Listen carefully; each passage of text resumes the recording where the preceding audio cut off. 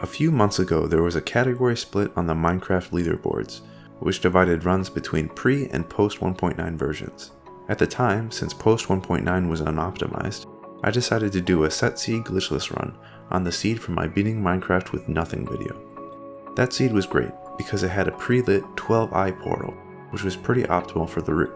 Since then, competition has driven down the record significantly, but now, with the discovery of a new seed, I decided to reclaim my former record.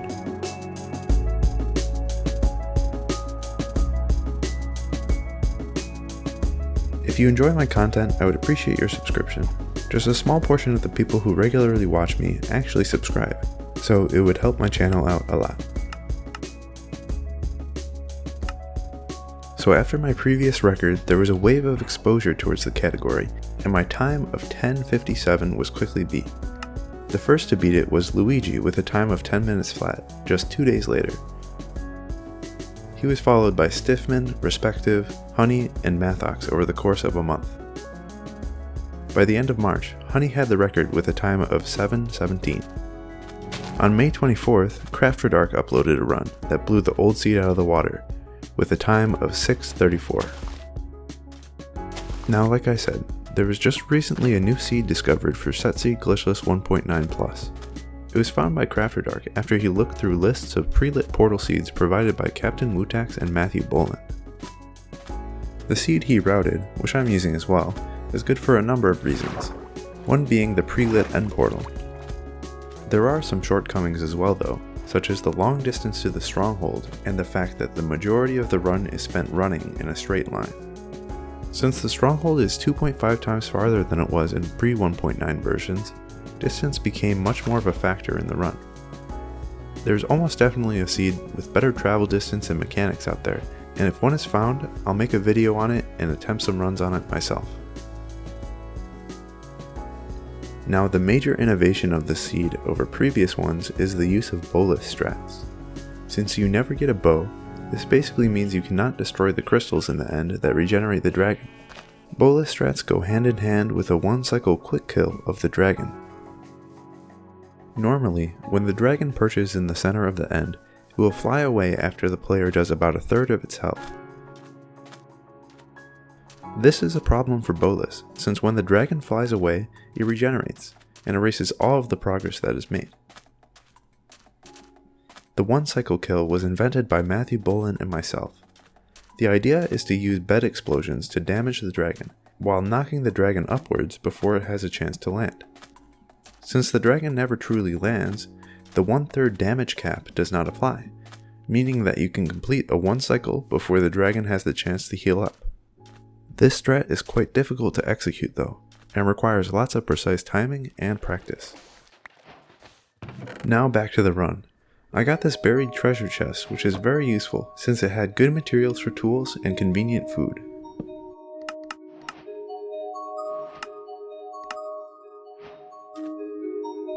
The only remaining resource to gather is beds, which are conveniently located in the village ahead.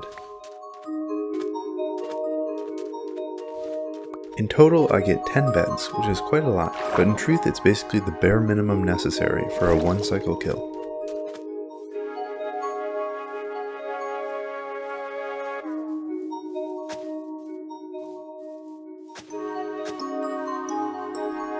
By the way, I should mention what the thing in the top left is.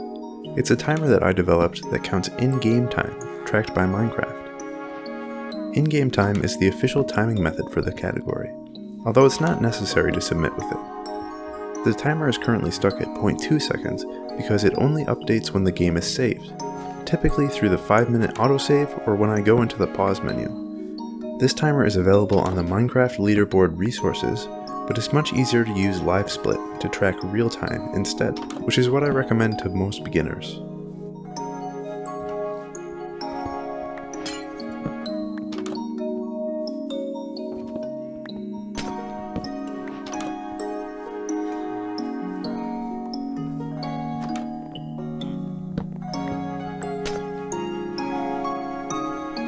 Now we've gotten all 10 beds and just need to run over to the Stronghold's portal room.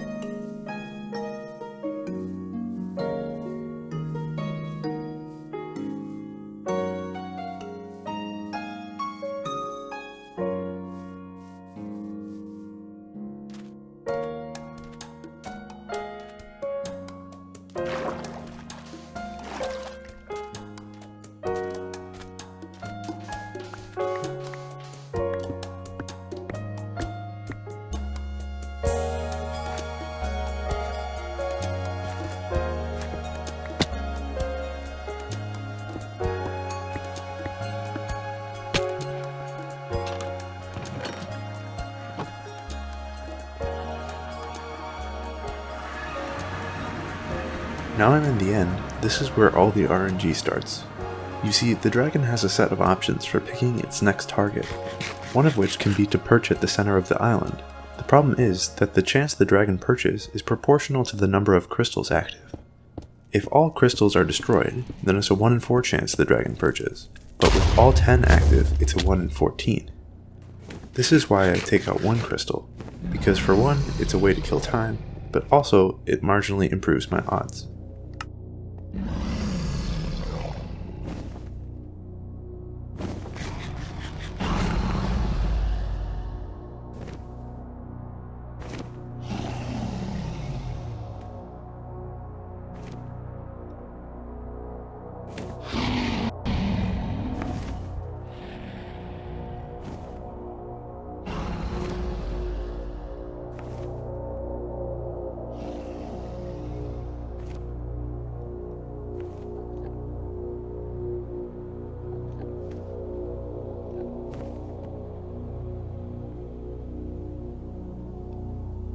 The dragon starts to perch. This is just seconds ahead of Crafter Dark's pace.